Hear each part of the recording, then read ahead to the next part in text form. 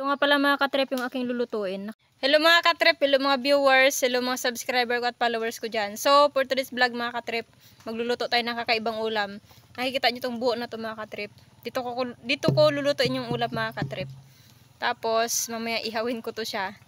Masarap daw ito mga katrip kapag niluto dito sa buho.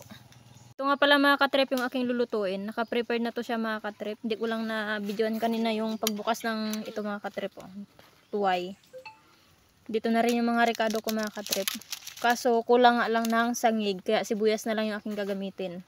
Mga katrip, maghihiwa na tayo ng sibuyas. Masarap daw yan siya mga katrip eh. Pag sa buo niluluto.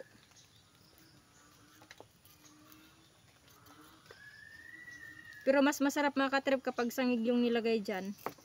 Ano to siya naman naluto mga katrip? Ano? Native. Native cook. Native cook. Basta linutlot. Ang tawag sa amin mga katrip ay nilutlot yan. Niluto sa buho ba? Yung buho mga katrip, marami rin siyang nagagawa.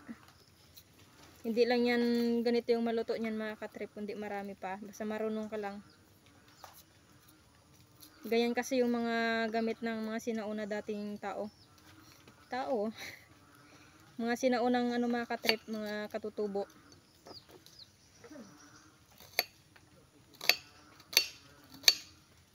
So, ganyan lang yung paggayat natin para malinamnam pa rin. Itimpla na natin to siya. Lagyan natin ng asin, tapos itong mga sibuyas na ginayat-gayat natin. Sabay lagyan din natin ng magic para pang palasa. Para masarap siya mamaya pag kinain na. Tama na yan. Sabay kunting halo-halo lang para matunaw mag-mix yung kanyang mga seasoning. At ready na mga katrip. Pwede na natin ilagay dito sa loob ng buho.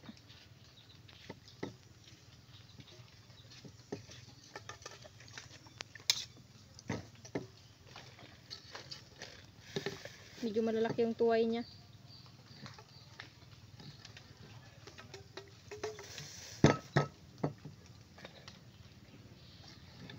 Kaway-kaway sa mga ano nito kumakain. Meron ding ibang hindi kumakain. Dati hindi ako kumakain nito mga katrip. Pero nung natikman ko masarap din pala. Kaya go na. Dati kinakain ko yung ano lang. Ito lang yung parang ano niya. Di ko kinakain yung itim-itim niya mga katrip. Kaya akala ko dati putik.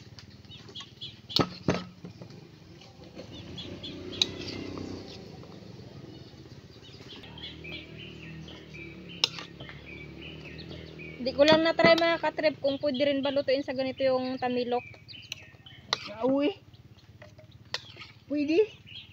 Pwede daw Basta sabi yan, ng round viewers yan. ko. Yung mga isda, sarap.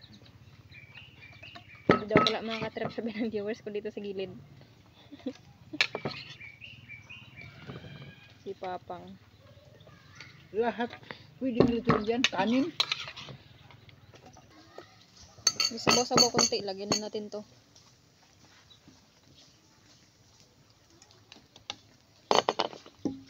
Okay, ready na. Ano na lang ko lang mga katrip. Lagyan natin dito ng dahon para pang balot sa kanya.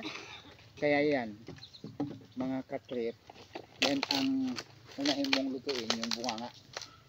Huwag din sa puwet kasi maglalabas yan. O tips pa mga katrip.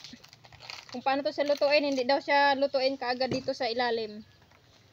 Unahin daw luto dito sa bunganga niya sa taas. Para hindi magsulpot. Para ano pang? Para hindi maglabas. Para hindi daw maglabas yung ito o yung Puputok yan. Hindi maglabas yung nilagay doon. yung nilagay doon pala. Hindi niya isuka. Puputok yan. Malayo ba ang agisan mo yan? Bungbong yan. Magawa tayo ng ano dito, atomic bomb. Paatras daw pala mga katrip yung pagluto nito. Hindi tayo expert eh. Okay na. Ready na to iluto mga katrip. Abang-abang na lang kami mamaya sa pagluto nito. Ito na mga katrip, ano natin dito, lulutuin na natin sa apoy. Sabi daw na ni Papang ay Ito daw yung unahin muna na lutuin yung ano niya, yung ito sa dulo niya. Bago yung sa may puwitan banda. Habang niluluto nga pala to mga katrip ay ikot-ikutin natin to siya para hindi siya masunog. So yun, fast forward mga katrip, ito na yung itsura niya. Ilang sandali na lang to mga katrip ay luto na. At pagkatapos ng ilang minuto mga katrip, ito na siya. Isasalin na natin siya sa mangkok. Ito na yung kinalabasan ng lilutlot mga katrip. O yung niluto natin sa buho ay luto na. Matitikman natin to mga katrip kung masarap nga ba o hindi. First bite.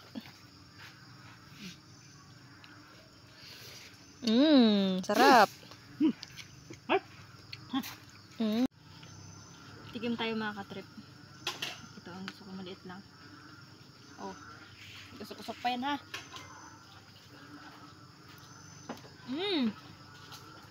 Hop.